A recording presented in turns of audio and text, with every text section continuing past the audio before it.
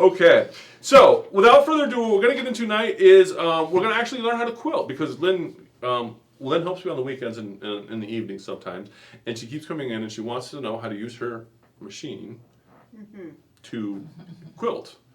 And so what we're going to do is I'm going to show, what we're going to demo tonight is really just some basic block quilting. So you can do this with with your embroidery machine. It's going to be, again, specific to the Dream machine. The Stellaire will do this. There's an extra step involved because the Stellaire's imaging process is a little bit different, but it is doable on a Stellaire. The Luminaire will do this without a problem. But we're going to use a Dream machine because Lynn's machine, what do you have, a Baby Lock? Yes, I have the Destiny. Lynn has a Baby Lock Destiny, which is basically a Dream machine, except instead of this being blue, it's gold. Wow. And the buttons are a little bit different as well. They're all in the same place, they're just different colors. And they're prettier. You're gonna tell Much me prettier. You're gonna tell me they're prettier. I'll hand it to Baby Lock that they were ahead of the interface design on the brother. But because the Destiny is really the same thing as the Dream Machine, we're gonna demo on the Dream Machine how to do this. And she's been after me for a while, so I said, you know what? Becky's not going to be here. You get to be you get to learn tonight. In front of everybody. I'm learning. Now, there's different ways to do this. There's a lot of different, you can go online. I'm sure that we're not going to be alone on YouTube showing you how to do this. We're going to just stick to block quilting tonight, because block quilting is super easy, super quick, really easy to pick up, and you'll see how it's done. There's a couple built-in designs on the machine we can use. I've also I've also got a couple designs from Amelia Scott. Is it Amelia Scott or Emily? Amelia Scott. Amelia Scott is a designer. She does a lot of digital quilting, and she has a very wide variety of. She does a lot of the end-to-end stuff. But she really specializes in making quilting patterns for your embroidery machine. So I love a lot of her stuff. I have a few designs that we're going to look at that we may put on here, or we might use a built-in one. But we're just going to cover those and show you how to take those designs, put them on a block, and that's the excitement of this evening. And I think it's exciting. It is going to be exciting. And you want to give me an overhead shot here, Eddie? I've been fighting with my machine. And so because we didn't have a piece to do, because I thought we were going to have like a table runner with blocks that we were actually going to quilt. Whoops. We actually had some of this is a fantastic panel we have kicking around the store, and as you can see, it's got some blocks in it. So we're going to use these blocks. Now, they're rectangular, not square, but the process that we're going to show you will work with square blocks as well as rectangular blocks. So this is kind of, imagine this is like a 9-patch, or that is like a, what is it, a monkey wrench. So just imagine these as different blocks or fussy cut squares. So we're just going to use these as stand-ins for quilt blocks because we didn't get a sample made and somebody didn't bring a sample for us to use. Whoops. So that's what we're going to use today. So hopefully this all makes sense. So far so good? So far so we good. Go. Is there anybody in the chat with questions? Is there anybody in the chat watching tonight? Yes. We got the ladies in the house. We got the ladies in the house. Yeah. Why is nobody chatting with us? Oh, they're chatting with me. Don't worry about it. Well, I don't see it over here. You don't? No. Do we have the chats up right, Eddie? You got me on the wrong thing. Uh-oh. I've got Bev online. Oh, Lonnie, I'm like thinking there's nobody Becky, over here. And John and Jean. Okay, I guess I won't worry about it. Deb. All right, we got people watching. Okay, never mind. I'm not gonna sweat it. I'm not sure why it's not showing up. Yeah, nope, don't worry about it. We'll just go with it. You got it under control. Okay. So I'll you're gonna have to let me know when comments come up. Yeah. I will. Okay. So now that I know we actually have people, I'm not talking to myself. I know. It's upside down. It's upside down. Well, the quilt is upside down. Oh yeah, because I have for it us. going for you. Okay. Yeah. Okay. So Thank what you we're guys. gonna do? See, that's why I want the chat up. Okay. All right. So this is the easy part. We're gonna take this wonderful magnetic hoop. You can use a regular hoop for this. We're gonna use magnetic because it's a little bit quicker. And you'll notice here, I stole this from Brenda's desk. So if Brenda, you're watching, thank you. And all we're gonna do is hoop this up. Yay! And the way you're gonna hoop this, you're just gonna layer it like you normally do on a quilt. Just make sure your piece is centered on your back. And I pre-cut this, and I made my back plenty big, and I know that so now there's two ways to do this. one way, well, yeah, we'll just do it that way. Because sometimes you can actually float the first time, but we're not going to. We're just going to throw this on there. So we're going to put our hoop down. Hoopty. Put our hoopty down. Hoopty. Hoopty. Now, one thing, if you are going to do this, keep in mind that you are going to want your back to be big enough so that when you hoop your corners here, that that you've got enough back to hold everything to quilt to, but still be far enough off your corner that your block is not going to be so close to here that you can't get there with your stitching. So that's one thing to keep in mind, is you may have to cut your back a little bit bigger than you normally do when doing this, so that you do have that extra space, so that this corner is far enough in on your hoop that you're going to be able to stitch on it. That's you should have that kind of room anyway when you quilt. It makes it easier for machine quilters.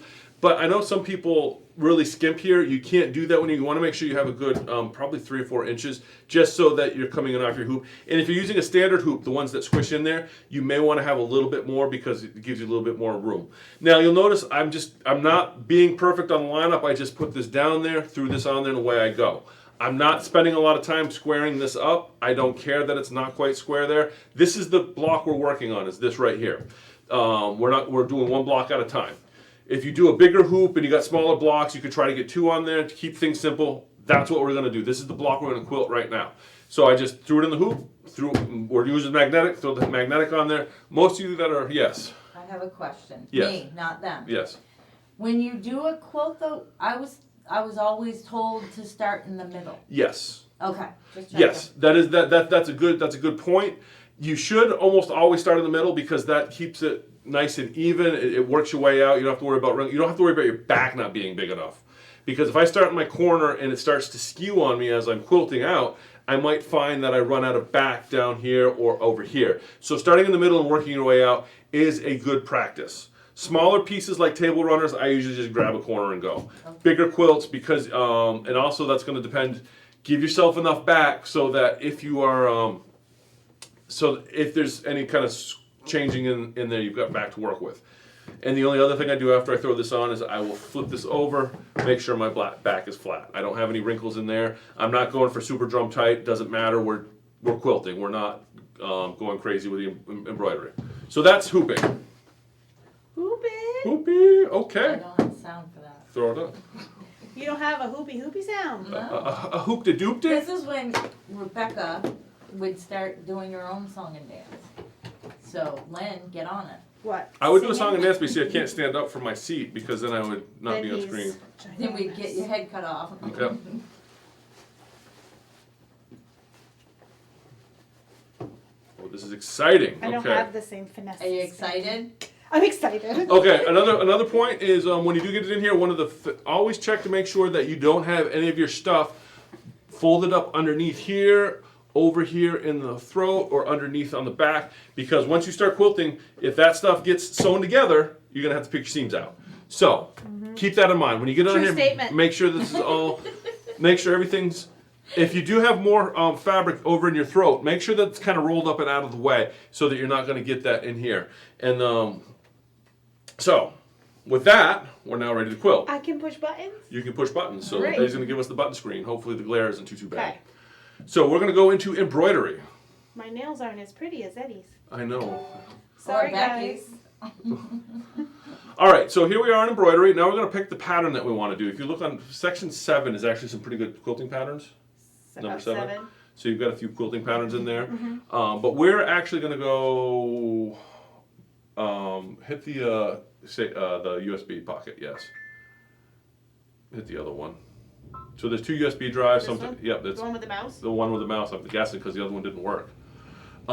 Custom quilting up there. So we're actually coming off the USB drive right now. You could use that section 7 that we did. Does have some nice patterns in it. We're gonna grab one off of here. These are some Amelia Scott designs that I have downloaded. I don't know. See what blueberry bits. Yeah, see what that one looks like. What do you think? Looks flowery. Looks flowery. Do you want one? Yeah, that was sure. Okay. We'll flower it. We'll flower it. Okay, so just pick the one you want. Now she's got that highlighted. If you'll notice in the upper left corner, it gives you the sizes on that. 7.8 by 5. That's what she said. Yes. Okay. You missed it. Try again harder. So 7.8 by 5 is the size on that. Now, we're going to be able to adjust that up and down. But if you go hit cancel on the bottom there, grab that same one over all the way over there. If you'll notice, oh, it's the same size. Okay. The same exact. Sometimes she has them different sizes, and you might want to grab one closer to the size you're working on, just because it makes it easier. But And what size is this? Did you say? the hoop itself is a 9 by 9. Okay. But we don't care about the hoop size. We're more concerned with the size of the block that we're working on. Okay. So you want to try and find it's easier if you find a pattern that's close to the block you're working on, but it's not essential. So go ahead and hit set on that, because that's what we're going to put on this block, right? Okay. All right. So now that we have that in the computer, or that's what we're going to put on our quilt, we have to know where we're going to put it on the quilt. And how do we do that?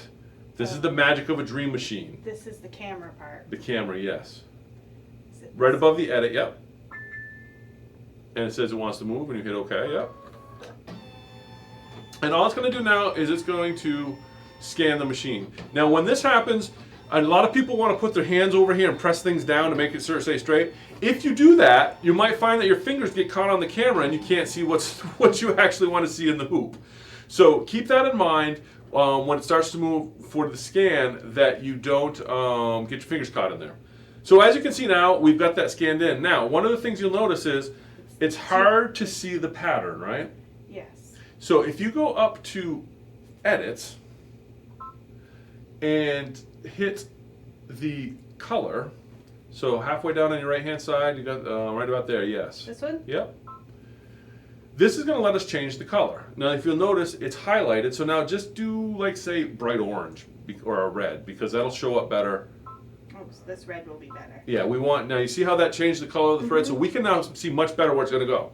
Now, we don't have to stitch it in that color. I know some people get hung up on this. They're like, it's red on the machine, I got to put red thread in there. No, the machine does not know that you don't have red thread in here. And that being said, I didn't get the right thread for this, but we'll use what's in the machine. So you can change the color based on what you're doing so that it shows up better on the screen. How are the comments? Is this screen showing up all right? Are people following this all right? Nobody's saying anything, Okay. and it Everybody's looks, good? Okay. It looks good. All right, just want to make sure. So now we can kind of see, now if we look at that, you'll notice that our pattern is way bigger than our block. So next thing we want to do is go ahead and hit OK, because we changed it to red, so now we can see what we're doing. Now you'll also notice under that edit, we have a bunch of options. We have move, size, rotate. I don't ever worry about the move button.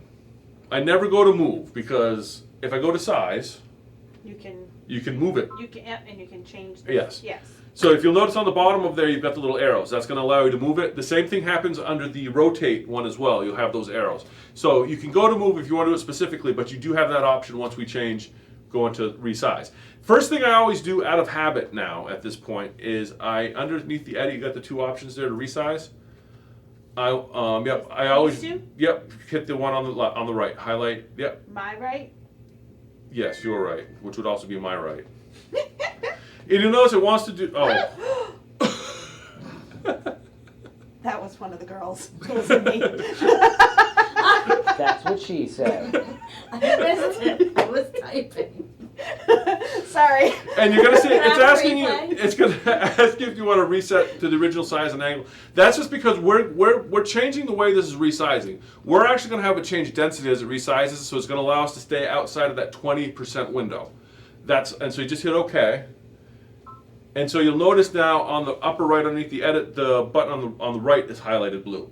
That's gonna allow us to scale it up or down as we see fit. We're not gonna be limited by the by the density, because it's gonna, the other one limits you to about a 20% change because you're not messing with the density on it. This one here is gonna change the whole thing, so it recalculates density a little bit. So I always do that by default just so that I'm not stuck in that 20% window when I'm doing this.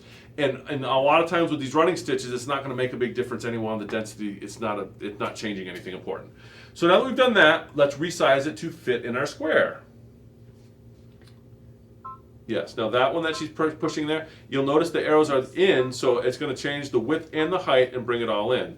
And notice how she's also moving it. She can just drag it and move it. I do know how to do this part. And so now what I would, yeah, so you can make it a little bit fatter. Do you make it so that it actually fits exactly like the red lines will fit on the It black? really depends what you want to do. In this case, I would probably just set it up and get those red lines as close to the black or just inside as best I can, because the pattern we have isn't going all the way out to the edges for the most part. Okay. And so you...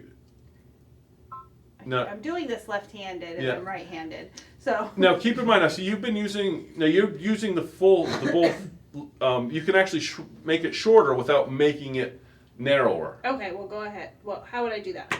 Well, if you'll notice here, that has arrows on all four sides. This has arrows up and down. Oh, okay, And that has yes. arrows left and right. So if I want to make it shorter, I'm going to do the arrows that are up and down. I did know that. And then if you want to make it, so now you can see that it's a little bit shorter, and we're going to bring it up in here a little bit more. And then this, we're going to kind of match it up. Okay, I'll let you finish All right. figuring that out. So, and this is good. Now, if you had a square, and if it was a square block, and it's a square pattern, you probably would not want to mess too much with the arrows that bring it up or down or left or right. So all we're going to do is just kind of set that where we like it. Yeah, I think, well, sorry Becky, it's not perfect. But like I said, this particular design is just a couple flowers, so it's not going way out to the edges. And if you use the arrows to move it, you can fine tune it a little bit There, more. perfect. Well, Lynn perfect. And that's even better than Brent perfect. So you were doing awesome. All right. So now that we've got it where we want it, we'll go ahead and hit OK. Now, this is also hit the edit button again. If you hit the edit button, you know it's going to close and show us our colors. Now, this is also a quirk of the Dream Machine. We talked about this last week, I think. If you'll notice, it says edit up in the corner. And if you hit embroidery, it still says edit up in the corner. Oh. And if you hit edit, notice you have different options now. This is actually, they fixed this on the Luminaire. The Luminaire, the second edit button actually says layout. And it makes a whole lot more sense now, because everything you have in the second edit button is actually layout options. You can move and rotate, but you can't do, you're limited in what you can do because it's treating the pattern as a whole. So if you had multiple patterns in there, you'd be moving all of them at this point, not the individual pieces. So the second edit, you're not going to do a lot with when you're doing this kind of work. I mean, you can. There's a few things in there, we're not going to get into it. There's some different stuff in there. But if you open up your edit and you don't have the resize option, it's probably because you're on the wrong edit and you need to hit the return button in the bottom. And so if you hit return, now you're back to here, and you'll notice there is no return button, you have an add. If you have the add button, this is the edit you want to do all the resizing in.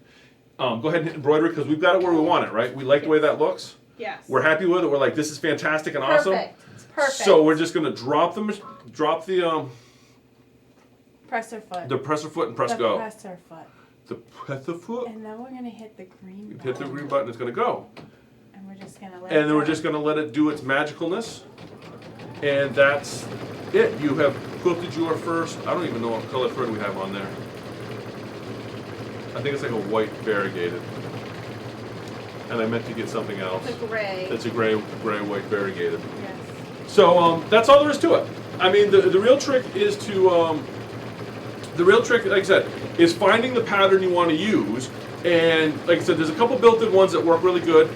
Amelia Scott has some fantastic designs. This one we're putting on here is an Amelia Scott design. And once you get it loaded up, it's just a matter of getting it put on your block. Like I said, we're using the printed blocks of the panel, but if you had a block in your quilt, you could do this same process. And what's nice about the Dream Machine is it has a 9.5 by 14 hoop. We're using the 9 by 9 square. So if you have blocks that are like 6 inches, it should work fine. You can do an 8 inch or even almost a 9 inch block. But when you get the bigger blocks, as they get closer to the, you want to say it, don't you? Go ahead, go ahead. That's what she said. Okay.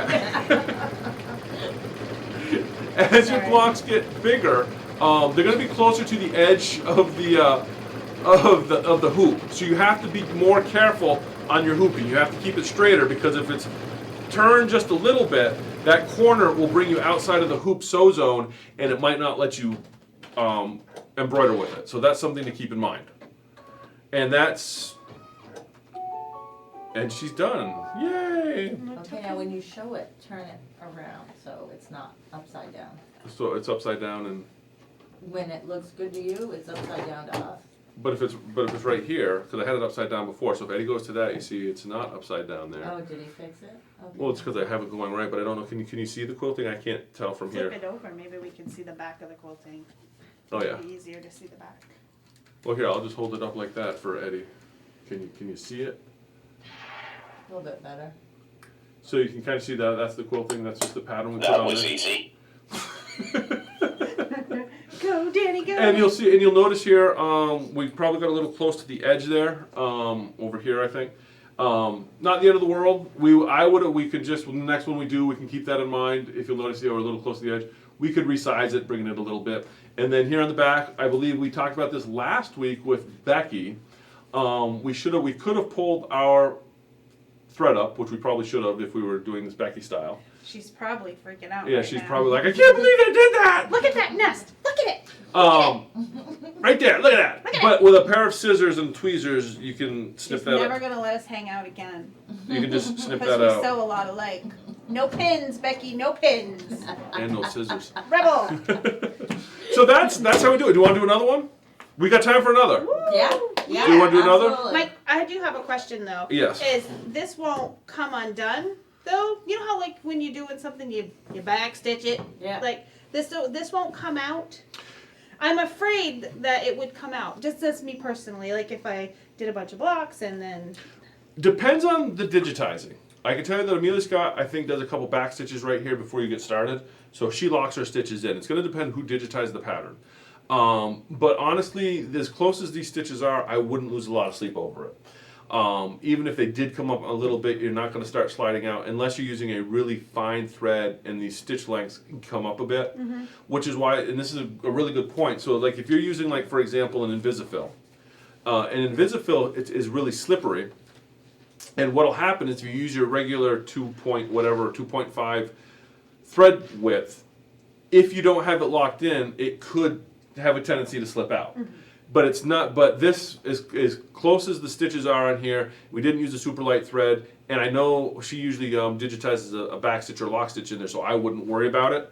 It's nothing that you're going to lose a lot of sleep over. And if you ever did worry about it, you could actually do a test. Like for example, this here, you could take a seam ripper and just pop one of those loops out and see if it unravels or how hard it is to take apart. oh And then yeah. you'll see that with the threads that you have on there, it's probably not going to happen very easily. But like I said, if these were wider stitches and you had like an Invisifill or Deco-Bob top and bottom, these might slide right out.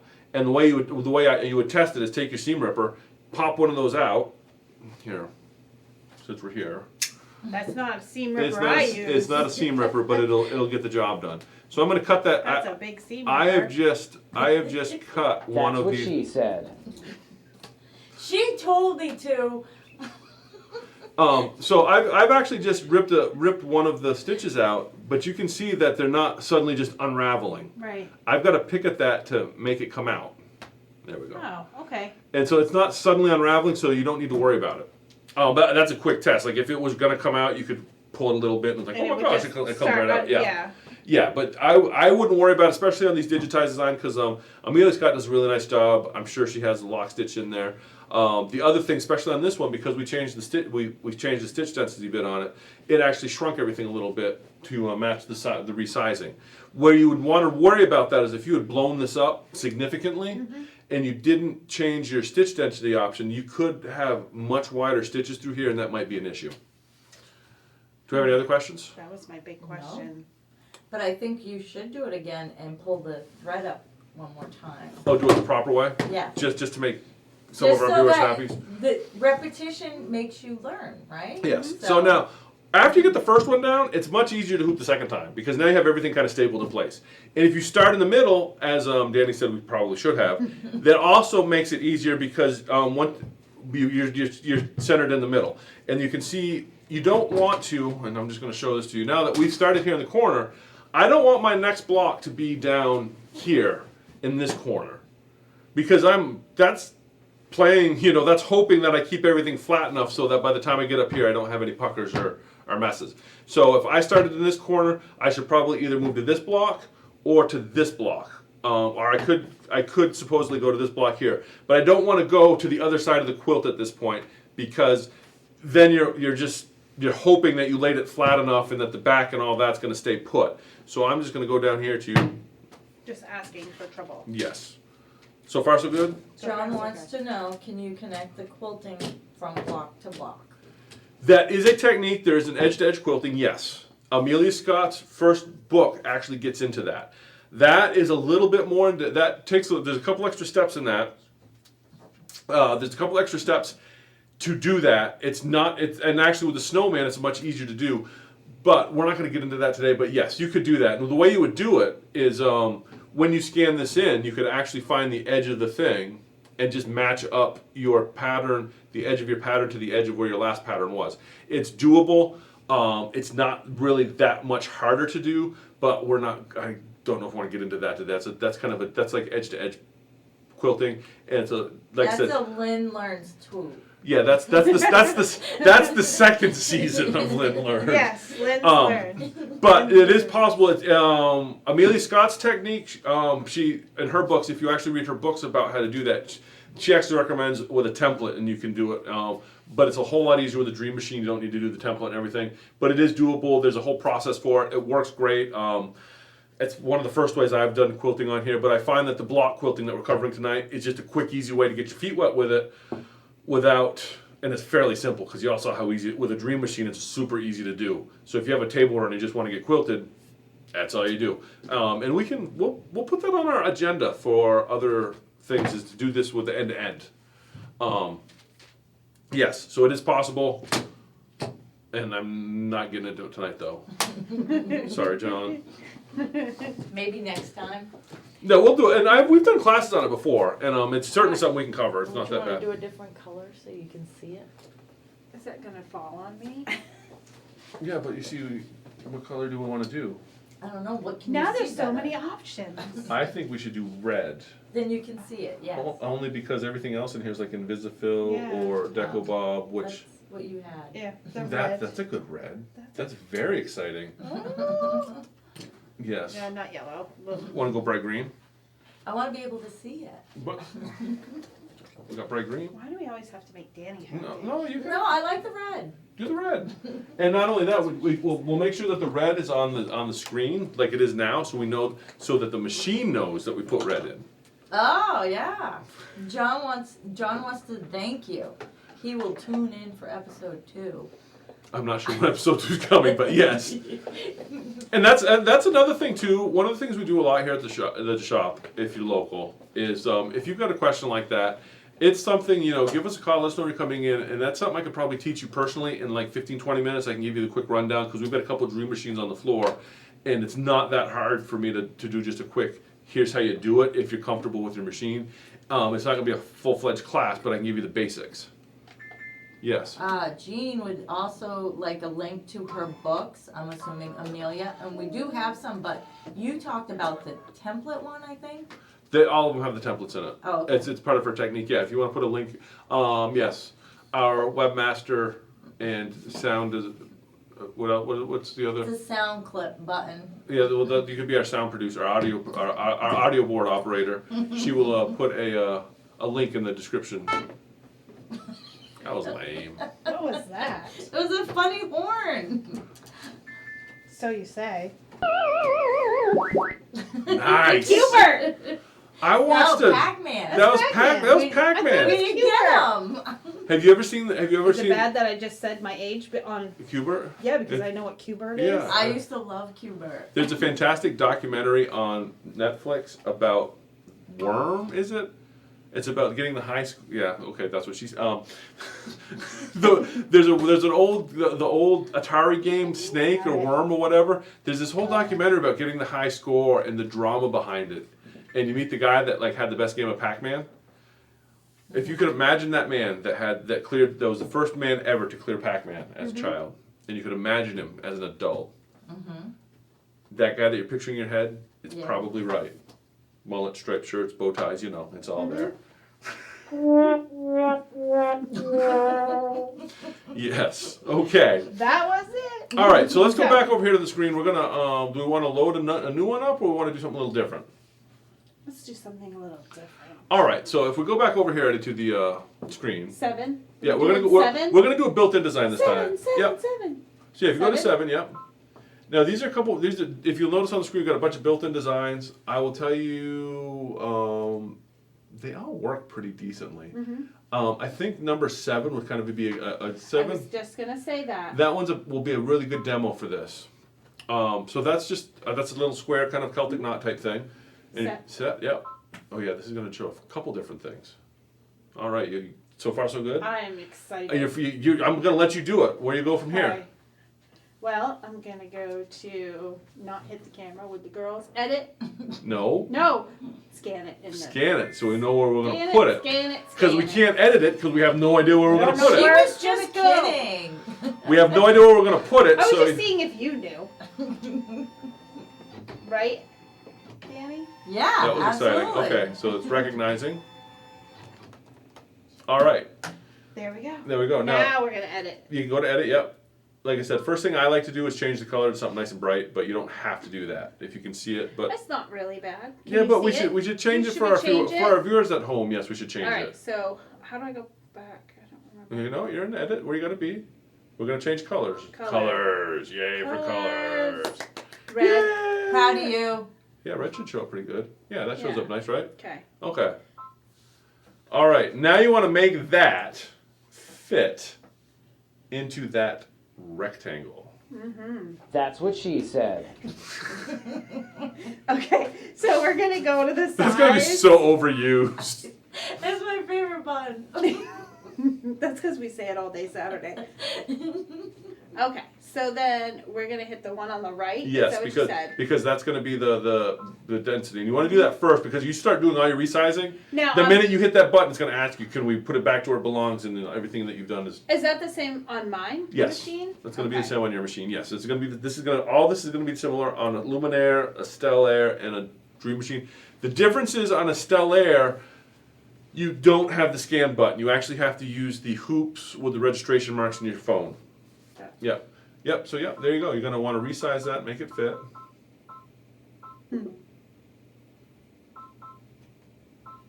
Oops, that's the wrong one. Whoops. Pressure coming down I know, on right? me. Under pressure. I should have painted this one fingernail. Sorry, people. I'm not really girly. So let's see. How come it won't go any further? What did I do? Did I do something? Because we are. That's a good question. It won't go over because of the hoop. Do you know that all these Yeah. machines have my initials on them? Oh, it might be because we are at the smallest. Oh yeah, it might not go any smaller.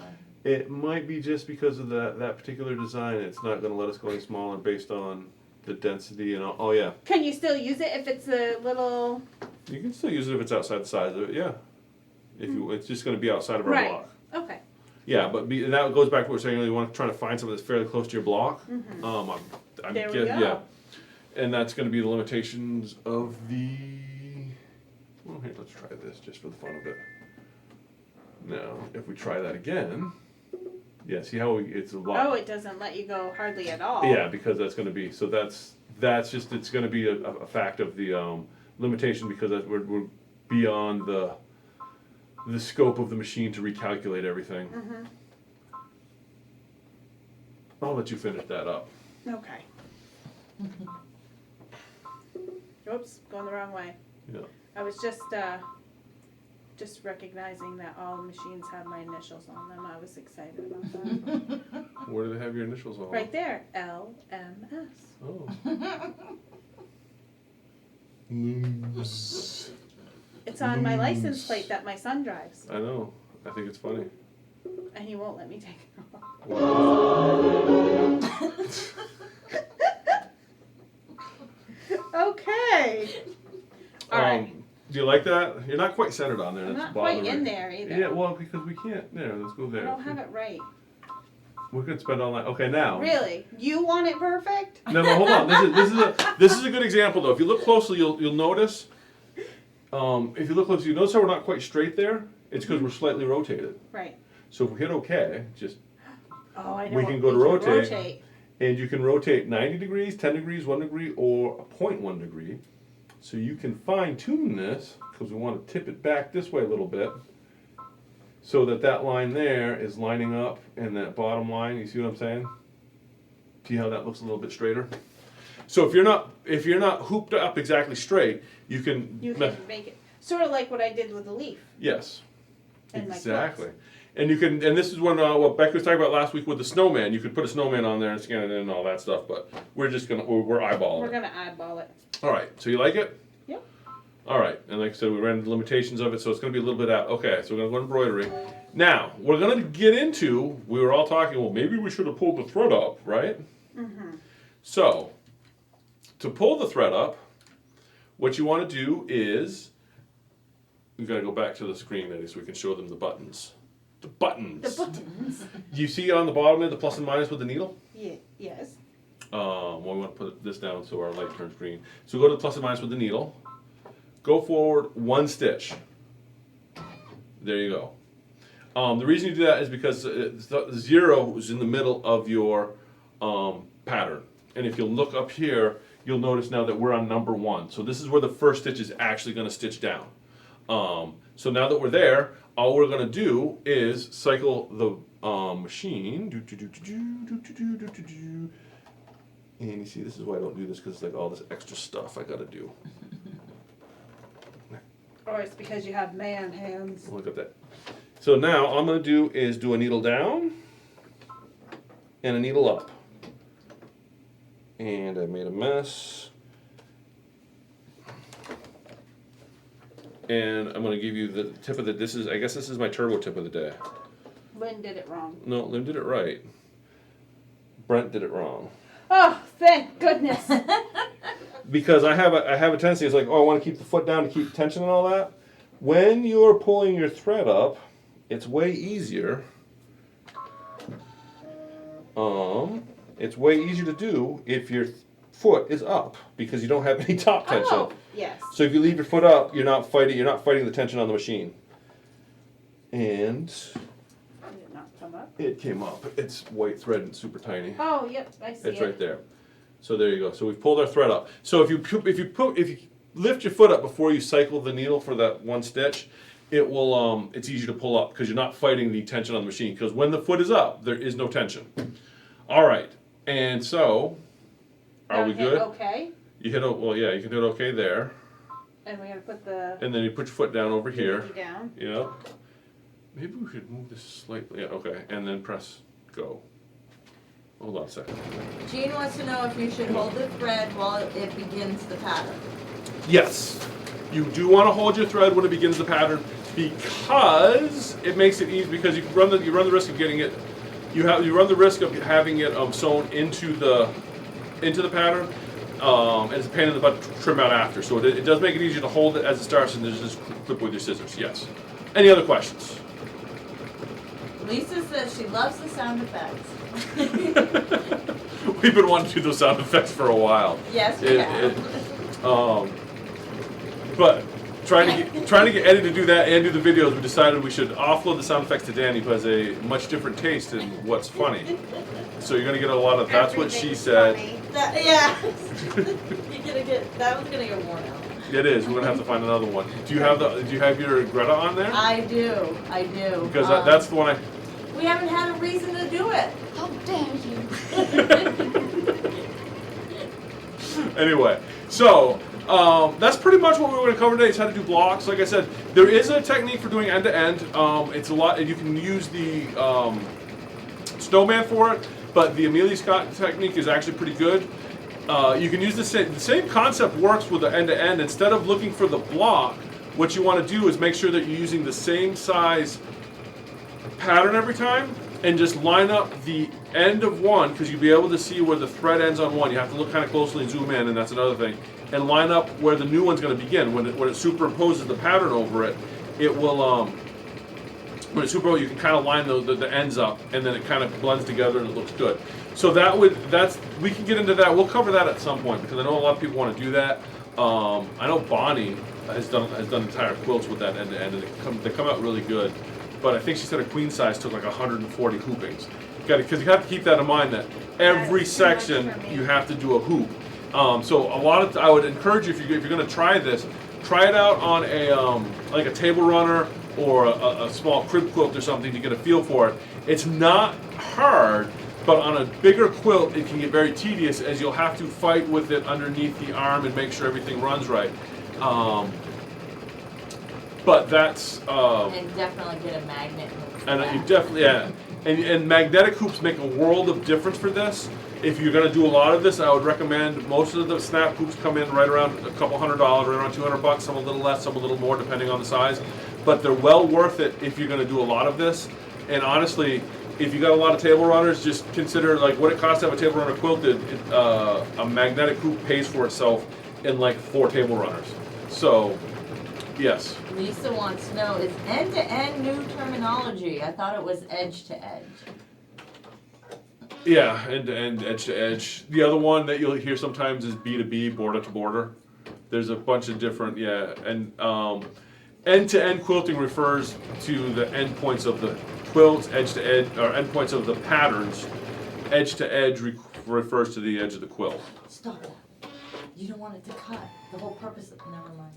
Well, that's why I was kind of showing this. This is because there's a couple loops in here that do its own, and we should have, but that's a whole nother thing. We'll get into that later. Yes, and our viewers watching at home is like, what are they talking about? Well, they would see. But yes, end to end versus edge to edge is the same thing, E to E. One just refers to the end point of the pattern. The other one refers to the edges of the quilt. And actually, some designs are different based on whether it's an edge to edge or end to end, because some of them will call them point to point patterns. So you've got 2 points, be like a. Yeah, I'm not going to get into it. That's a whole nother. But yes, Lisa, they're pretty much the same. She said, okay, thanks. She's like, shut up. Shut up, you wore it out. Why? No. Okay, so we did this in red, so you can see now how nice that looks. But we did run into, remember how we talked about finding something that sized close to what you're doing. This couldn't size down any smaller because it was beyond the parameters of what we're able to, the calculations the machine was able to do. So you can see up here in the corners that it came out a little bit. This was a variegated thread, so that's why you kind of get that in and out of the different colors. You'll also notice that because it's a built-in stitch, it actually is more like a bean stitch where it went back and forth. It's not a regular running stitch like we did up here. So just keep that in, so different patterns will stitch out differently. So this is going to look a lot thicker because of the fact that it did the back and forth thing with every stitch. So every stitch is actually 2 stitches versus 1, so it looks a little bit thicker. Comes out nice if that's what you're looking for. Like I said, that's a difference in digitizing. It's not a huge difference. And a lot of other, that's just the look. That's why this is going to look thicker than this up here when both of these are actually variegated 40 weight threads. This one just looks thicker because of the way it was digitized. And then we can keep going. We can keep going to the individual blocks. You can use the same technique if you're doing sashing, as long as the sashing fits in your hoop, little sections of sashing. Well, the coloring on that makes my hand look funky. Like I'm Chewbacca. Like, look at that. Look at Chewbacca. You should get your nails done too. Yes. But instead of doing the block, you would just line it up in your sashing. And what I would recommend if you are going to do an entire table runner or quilt on this, set your blocks to be like an 1/8 inch to a 1/4 inch inside your blocks when you're quilting, so that you've got a little bit of space between that and your sashing. So when you start doing it, and also keep in mind the edge that's going to be where your binding's at. Because if you keep this to the same, if you have a block over here, say this was a block instead of a print here, the edge of this block is going to be a 1/4 inch more than this side from the edge because you have that 1/4 inch you haven't taken off where your binding's going. So make sure you adjust for that when you're putting your block in here, so that you might be a 1/4 inch more over here, so that when you add your binding on, it looks centered on the quilt. So that's just something to keep in mind, that your raw edges, don't forget to account for that 1/4 inch when you're placing your quilting in your blocks. I just go off the edge. You can, yeah. Well, with an edge to edge quilting, that's fine. But when you're doing block work, Right. it can, depending how persnickety you are, it can look really funky when you're like, you're 1/4 inch off the edge here, but that part of your pattern here got sucked up under the binding. So just account for that when you're placing it. But yeah, that's basically what we just wanted to cover today. I mean, did that get you? Yes. Is that going to get you started, It's Lynn? exactly what I was looking for. Are you gonna show us the back? Oh, we can show the back. Yeah, okay. I want to ask you a bunch of questions. And I want to have them answered immediately. Where you pulled it up? Yeah. Now you'll notice on here we got a little bit of a thing going on. And I don't know why that is. That's probably because we just had a piece of thread stuck under there. But the other thing you'll notice, this particular pattern has 2 loops here and here. It actually does a jump stitch, and we should have had it stop when we could have pulled these up so we wouldn't have these little tails here. And I think that's just some, I think Becky spoke about that Yes. last week. yeah. And the other thing to keep in mind is embroidery machines often are set to be super tight on the back to suck the top thread to the back thread. So I would recommend, if you're doing this, to match your bobbin thread to your top thread. You'll notice that, I don't know if you can see it on the camera, but you're seeing a little bit of that red come through on some of these stitches, and that's perfectly fine because this is an embroidery machine. You're not going to get your tension perfect for quilting. I mean, you could spend a lot of time trying to figure that out. The real answer, just put matching thread in the bobbin, and then it's not an issue. Because you do want your bottom to be tighter than your top on embroidery, because on most patterns, you want that top to get pulled through so that the top looks good, because nobody looks at the back. When you're quilting, some people look at the back. So match your bobbin thread to your top thread, and that takes care of that. Yeah. Any other questions? No. Is that it? And look at that. We're right at 9 o'clock. And you? 9 7 o'clock. 7 o'clock.